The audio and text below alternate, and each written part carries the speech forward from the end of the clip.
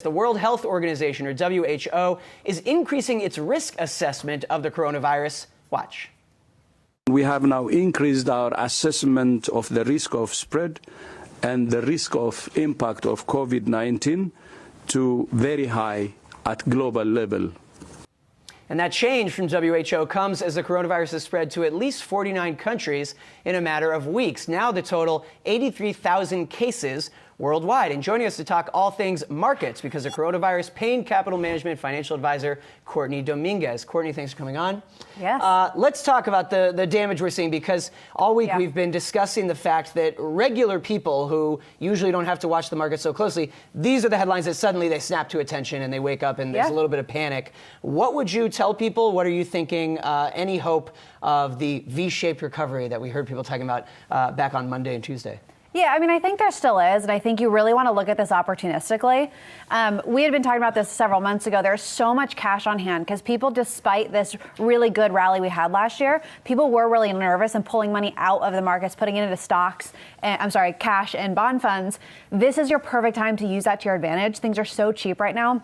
Take advantage of it because long term, the markets have always recovered and gone higher, especially with really similar situations like this in the past, like SARS and swine flu. So you just got to take advantage of these opportunities. Yeah, we had Warren Buffett earlier this week. He was on CNBC, was asked, is Berkshire going to be buying? He wasn't really ready to say buying, but he said, we certainly won't be selling. Yeah. Obviously, watching a number of these big companies that have warned about coronavirus and the hit to their earnings. For a while, they were coming out and saying, warning there's going to be some kind of revenue hit for Q1. But now, because of these heightened alerts and kind of raised warnings, you hear more about people thinking, well, maybe this is going to slip into Q2 and beyond. But I think that's the thing is we're still measuring it in quarters, right? I mean, we're talking not talking years or decades, and especially if you're a younger investor, we are looking at the next years and decades of our lives. So you need to look at this opportunistically. But also, you mentioned this earlier, yields are really low right now. So actually on the positive side, if you have a home or you're looking to refinance something, debt just got cheaper. So it's actually a good thing you can use, which down the line can be a stimulation to the economy now that debt is so cheap. Let's mention Jefferies is out with a note stating that equities have experienced a, quote, perfect storm given the coronavirus outbreak. And of course, there's 2020 political uncertainty. So guys, it is interesting in terms of the election, and we're watching the Democratic primaries. Now this has become something of a partisan issue because, of course, they're all asked at the Democratic debate, what would you be doing right now? And we also know, no secret, President Trump not very happy to see stocks going down this much, since it has been a stumping ground for his campaign to be able to say, well, look how good stocks have been under my leadership. Yeah, it's strange the way things have changed so much over the last 20 or 30 years since I started following the markets, and that is it feels as if we had a cataclysmic weather event or an RNA-2 virus wipe out the human race, the worst thing about that is that it would be bad for the NASDAQ. It's like we lead with this notion that, all right, yeah, the human suffering is one thing, but oh my gosh, if Apple goes below 180, that's profound. And the reality is, just as you were saying, Courtney, your generation needs an opportunity to buy into Amazon at less than 50 times earnings. Your generation needs maybe an opportunity to buy a home at less than $2,000 a square foot. So this notion that the end-all be-all is to make sure that my generation stay wealthy, it's just, there's something wrong here. Markets are supposed to go down, and we keep using words like plunge, and we link it to the virus. The big outbreak in 2009, 9,000 people died. The markets didn't go down at all because they were already 50% off their highs. I think the markets needed a reason to give back a little bit here, and they have plunged to what, levels of 4 or 5 months ago? So this is a correction. I wouldn't describe it as any sort of big weather trope in the markets. And the point is well taken that people for a long time now have expected something to happen. I mean, even pre-coronavirus, markets had gotten so high. Speaking of which, let's talk about the Fed a little bit. St. Louis Fed President James Bullard says that he would consider additional rate cuts, and that's only if the virus turns into a pandemic. Of course, pandemic, the key word that we haven't heard yet. Luckily, CDC has not said it's a pandemic. But what do you make of that comment from Bullard, especially because now with the virus affecting stocks, people have thought, well, maybe cuts are more likely?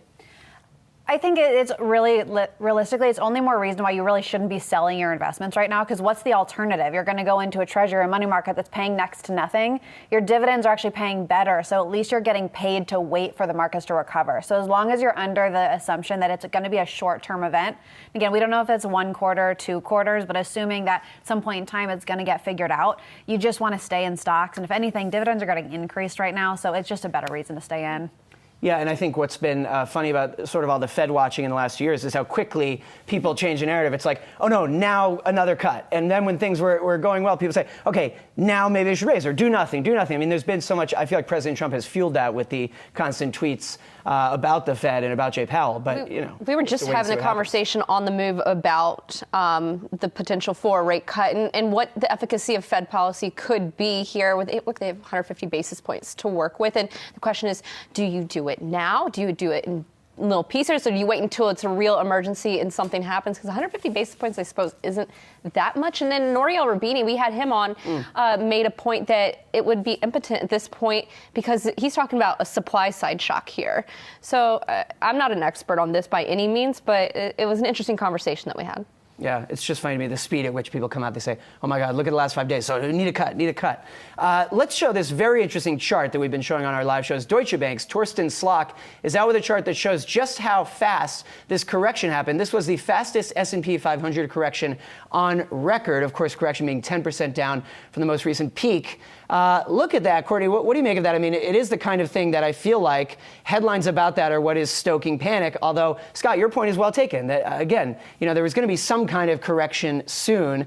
And I saw one firm came out and basically treated and framed coronavirus as just a trigger of something that maybe was going to happen at some point soon anyway. Yeah, I'd have to agree with that. Things have been doing so well, and people have just been looking for a reason to sell their investments, and I think that was that convenient reason for them. So yes, you're seeing things sell off, and it's just causing this more fear, and you're getting the snowballing effect. But eventually what's happening here is things are going to sell off to a point that things are dirt cheap, and you're going to get those investors buying back in. Yep. And if and when that happens, that's actually just, again, an entry opportunity. But seeing this happen so fast when a lot of the fundamental data hasn't actually changed yet, that's what you really need to look at. Exactly right. Yesterday we had an NYU Stern professor on, Nicholas Economides. You might know him, Scott.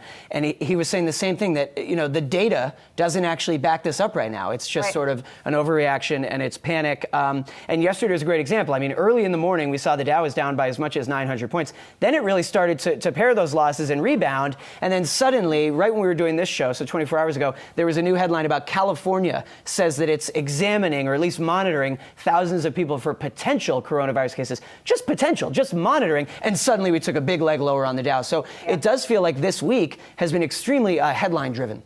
Yeah, and it will be. And honestly, I don't know if we're at the end of that yet, because you're just going to see this like panic selling.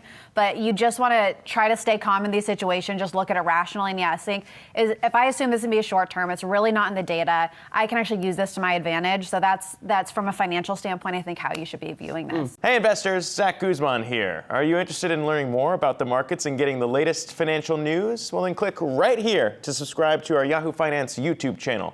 Get the latest up-to-the-minute market analysis, big interviews in the world of finance, and information on how to manage your money every day wherever you are.